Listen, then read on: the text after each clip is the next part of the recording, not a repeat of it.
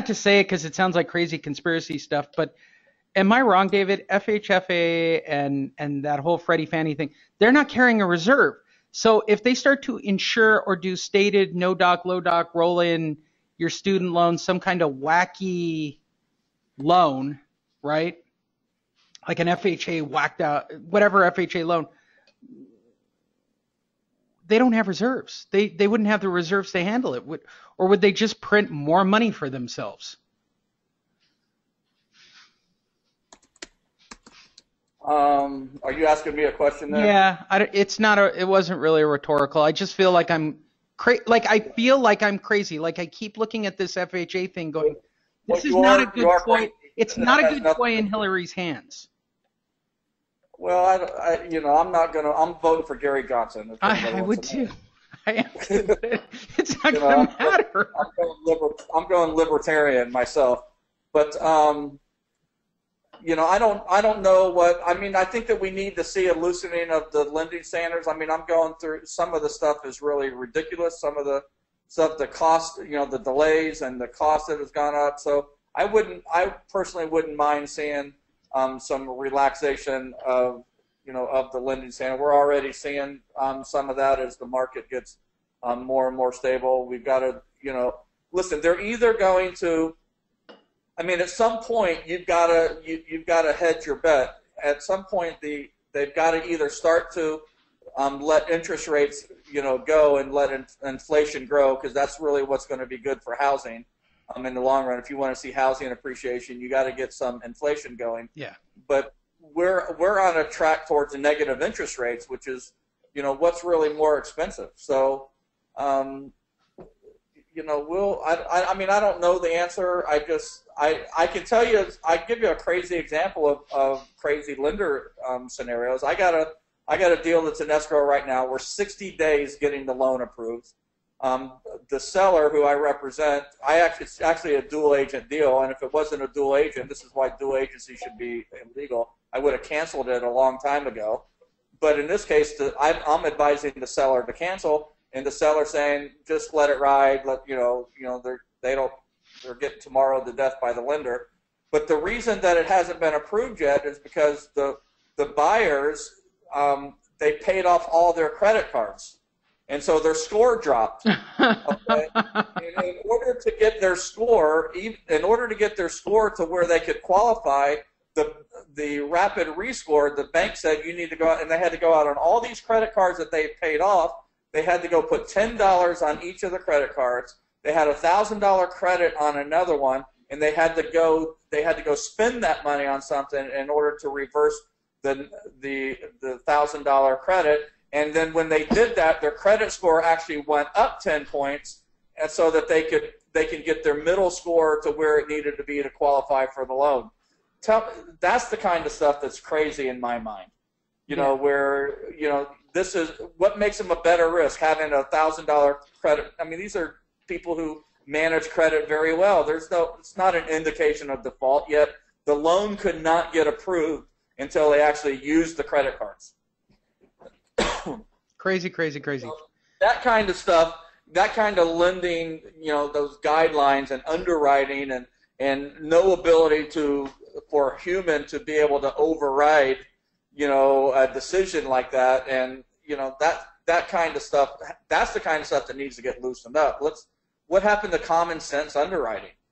So I understand fraudulent underwriting, but common sense underwriting. You got a scenario like that. A human ought to be able to sign off and say, just send this one to closing. Let's give these guys money as fast as we can. Richard wants to know: are there any lenders, to your knowledge, that can manually underwrite the loan that you're talking about?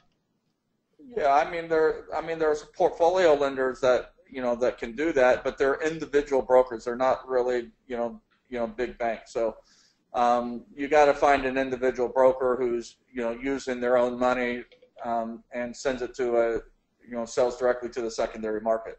So they're generally going to be small banks. I mean, I don't want to give any names, but call Fred. But yes. Just call Fred. You know what? I'll have Fred on, not this next week, but the week after. Since we've already decided we're doing, no, we could have Fred on next week for a few minutes. I think he'll do it. I'll ask him in advance. You guys are probably due for good lender knowledge and a good 15 or 20 minutes with Fred. David and I have a long-standing, unless you now have a mortgage company that I need to promote, David, that I'm unaware of. Are you doing loans? I'm not doing loans. Okay. I know you handle everything else. And may I never do loans. I am thinking about getting an in-house lender, though. Yeah, I don't blame you. You could probably just work out a deal with Fred. I don't know why you don't. Yeah, but I'm not doing loans yet. We've been pushing Fred for quite a while because he's literally the most honest guy I've ever met in the lending, with a lending background, who's been doing it for a long time. I mean, Fred is, to a fault, a warm, squishy, nice, honest man. I don't know how he's gotten by for as long as he has, as honest and as nice as he is, because the financial world is. David and I will tell you, over a Diet Coke, it's a sketchy world with sketchy people. David, what is the least amount of days to have to stop a foreclosure to save with a short sale? Is there a least amount of time, or is it still the minute you get it, we can make a... I mean, there's no answer. I mean, they all, every one of them's different, but my answer is that we try. I mean, it doesn't matter how many days. I mean, I can tell you stories where I got called at 9 o'clock the night before and we were able to stop it, and then I can give you examples where we had it 30 days before and we couldn't. So all I can say is the more time we have, the better. And generally, if we have a couple of days notice and the seller's willing to follow our instructions, we can get it stopped one way or another. I mean, there's a number of ways to do it, and there's fewer and fewer ways the closer that you get. So, I would say we try to help everybody, and sometimes we're successful and sometimes we're not. But the day before is pretty tough. Because it almost eliminates all options, and you stop it based on prayer almost only, and then but 2 days we can really get it done if the seller will take action. Right. In California, homeowners do homeowners not owe anything on the first and second after a short sale? Yeah, the rules are still in place, correct, David? Oh yeah, no. I mean, you got the homeowner bill of rights, right. And you got the single action rule. So as long as it's settled, the second is settled, the letter will tell you there's nothing more due when you get the approval letter, and that's still the case. Donald wants to know, well, based on all this, then going after an NOS seems more difficult. Incorrect, Donald. Notice of sale is closer to the auction date. Therefore, it is my preferred. It's still anything closer to the foreclosure date is going to have more priority. And right now is sort of the heated time, in my opinion, because banks don't really like to start foreclosing in December. So they start to ramp up and try to get as much done as they can in this final third quarter and the first part of the fourth quarter. December's not a big foreclosure month. They don't like to foreclose at Christmas. Bad press. Most asset managers get most of December off. That's when you take vacation. Pete Sanchez, if we get a property using the monster that we like and want to keep, okay, let's say a fourplex and use an FHA loan, okay, can my wife list the property, be buyer's agent, and use those commissions towards the payment and closing costs? Well, first of all, Pete, please consult with your attorney, broker.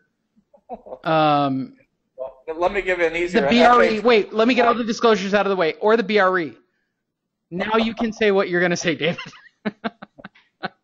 FHA will never allow you to do that. So you got to figure out you need a gift letter, from somebody. So now if you want to give her a gift letter that was equal to the amount of commissions, and they will accept that, so yes. So I mean, there are ways to do it. FHA is a really tough way to go because they have a lot of limitations on what they allow, and the inspector is actually an appraiser. The appraiser is actually an inspector, and so, but yeah, I mean, there's a way to do it, but I don't know if I would, if it's a short sale, then you've got to address the arm's length affidavit stuff. If it's not a short sale, then it's fine. So there are a lot of variables in that question depending on the circumstances. Yes. Leo, what do you do with people who refuse the package and the delivery? Generally, I'm still getting their phone number, right, Leo? So now I've got their information. I know that they're working on something. Okay, I'm not going to go deliver that, but I've still got a phone number. A voice broadcast and kind of keeping a finger on them is not going to hurt anything. I'm telling you, it is so aggressive out there to get listings. If you can glean any information based on a key point of data, this is going to sound like a real uber nerdy answer, but it's true. If you can glean any information about somebody who's in a position to sell that gives you a chance to have a phone conversation, a face-to-face conversation, or a mail conversation, or whatever the point of contact is, and you can get, say, a cell phone number or an email address or a do not contact, sometimes they refuse the delivery and they want, you got to look carefully at those declines. Sometimes they want it just emailed to them. So calling and follow up with them or sending them an email afterwards. I think we all see decline on the monster when it comes in automatically and go, oh, they don't want it. You should read it. They're not all declines. They're just declining the face-to-face. Okay, that's important. For those of you who need Diana's information, it is 213-706-0040. For those of you who want Fred Solomon at Solomon Financials information, here's a great way to get socially media involved. You can get to David Bartels or Lee Honish on Facebook and friend both of us. We'd like that. And then you can get direct connect to Fred through there. And tell Fred that we sent you. And it just makes Fred almost cry. And it's cute. It really, I don't even take anything from Fred. I just like seeing him get all worked up emotionally. He's happy for the entire room. I have a testimonial somewhere, David. Remind me to whip it out at one of the events where he did the first testimonial for me in 2007 or 2008, and he literally broke into tears. It's quite fantastic. It wasn't even called for, but it was quite fantastic. Compliment from Victoria Conway for David Bartels. I have a compliment for David because he helped me with a client save his house due to a monster tag.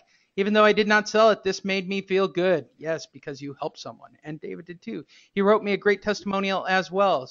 So maybe we put these testimonials on our monster website. You send them out in social media, share them with David, let David tag it up and send it out and go along for the ride, Victoria. That's what you do. Share the word. Yeah, listen, most short sales don't get double-ended. We don't end up selling most of them. Yes. So, hey, there's no crime in making 3.5% on $900,000. Never is. Okay, one last time. Diana, for those of you who are on the call who need updated passwords or things of that nature, text her, don't call her. I have to deal with her. So I'll say this. Text is good, call is bad. 213-706-0040 or send her an email at therealdianao@gmail.com. Perhaps for those of you who've taken a break and want to start back up, see if you can talk her into giving up an hour of her time. Her rates are rather inexpensive. And it's well worth a couple of $100 to get an hour with Diana to walk through all the updates on the system. Hold on, what do you get for the hour? You get Diana doing a complete startup call. Oh, okay. Yeah, $200 is worth it. I was thinking she was undercharging another way. Oh, no. Just a startup call. And it's probably worth more than that. I undervalue that startup call too much. For everybody wondering, she's going to start doing a podcast, and she has hinted at her desire to be a personal coach. If she does, it's going to be really expensive because she's really good at it. I'm just being honest. She is that great. I have to start over again. Poor results. Lou, text Diana. And for those of you looking for Fred, it's Fred Solomon, like Solomon Wisdom or Solomon Financial, whichever word you want to go for. But he's second generation on that one. I believe his dad started the company. And you can find him through Facebook, but it's solomonfinancial.com. It's really easy to find Fred. But definitely go online. All of you should be friends